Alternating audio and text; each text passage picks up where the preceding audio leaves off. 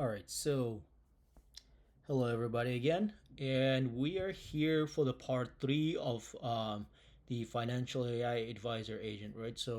AI agent, sorry, financial advisor AI agent. So this is part of the Remoder Lab 2. As you guys know, I've shared it before that in this platform here, remoder.com, if you go there and then go to the AI agents portion, you will see this page basically where I'll be sharing all these really cool AI agents as we go into the future. So when you come here, you will see one thing. You can actually find these videos on YouTube as well.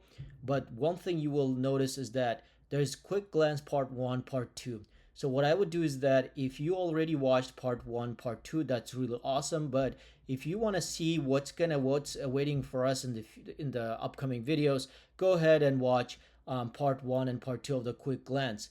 What this does is that these videos are original videos that I posted before, and these are basically the videos that I shared initially, where we basically go over the this whole AI agent and details of it. So, for example, it gives you a really good idea of what you're gonna see, like what you should be expecting.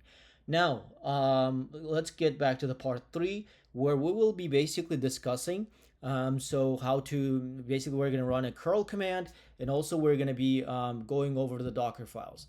So when you start working with as a systems engineer, I'll be from now on, I'll be going forward, I'll call systems engineer. When I refer to systems engineer, I will refer to DevOps, cloud, platform engineers. Even if you're a QA, sometimes you might be doing some Linux commands here and there. So I'll be referring to everyone as a systems engineers. So again, if I'm referring to a systems engineer, then you are DevOps, SRE, platform engineering, cloud engineer. So you're part of this whole ecosystem. So when you're working with this, so the reason I say that is because our platform Remoder is focused on specifically on the systems engineering portion. So DevOps, SRE, site reliability engineering, platform engineering. If you're part of this group, then cloud engineering, systems engineering, Linux administrators, Linux engineers, then this is a great place for you to start, because we will be going over basically we're taking the AI and combining all this learning, right? So we're trying to kind of give the portion of the knowledge from the perspective of a systems engineers.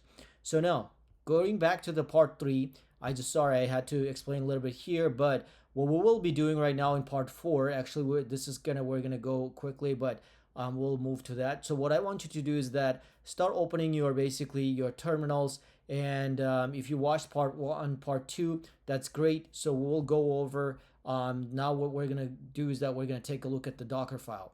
So the first thing I want to take a look at is you can see this is actually Docker Compose. As I mentioned before in the previous videos, if you haven't seen the previous videos, then go ahead please and check out the videos. There is a playlist. If you go to the Remoder playlist, then you will see that in a Remoder.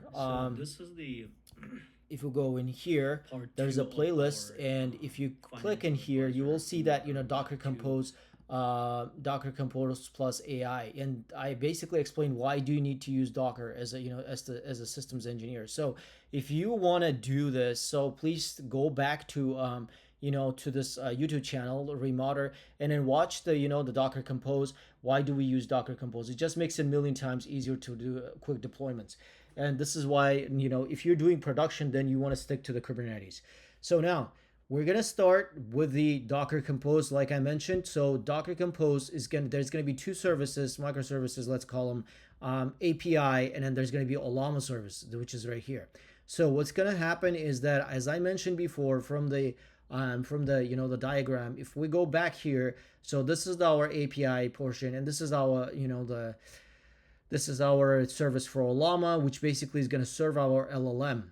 So now, and then the result is going to be combined by the API and Ollama. So it's going to kind of do like a combination of two things, and then throw the answer, basically respond the query that's whatever we gave here. So you can see I'm going to be using a lot of times curl, guys, and this is like, you can use Postman. I'm not used to the Postman because I don't come from I'm more of a developer background, but I'm more of a systems engineer. So Linux administrator. I worked as a Linux administrator in the past, and just the command line just became my friend. And since then I've been just working everything out of the command line. So if you're comfortable with Postman, please go ahead, because if I do a Postman, it's going to take too much time. So what we're going to do is that we'll go over we're going over this whole setup right now. So we're using Docker Compose, and we basically split our services into two, as I mentioned. So this is first is the API, the second is the Ollama. So the first is the API, the second is the Ollama. Now, if I go back to my Docker here, Docker desktop, you can see here actually these two services running. So if I click on Ollama here and then look at the logs, it's actually already the service is running and 200 code, which is successful. So everything is good. The service is up and running. And if I look at my API is great too. So for now, it says for now not found. Don't worry about that. But everything's working fine. So let's just go back. The health endpoint is failing. That's because I don't, I have to fix that. It says health, so that's why it's failing. But let's not worry about that right now. The first thing we want to make sure is that when you're building agents, one thing you want to keep in mind, please decouple. So for example, decouple your API from service, Ollama service, from whatever service you're trying to use. If you're using different setup, basically decouple it into different microservices. That way, when you deploy in Kubernetes and other parts, it's going to be much easier to kind of troubleshoot as well. So with that being said too much, I'm just going to end this video, and I'll see you for the part 4 of this video. Thank you.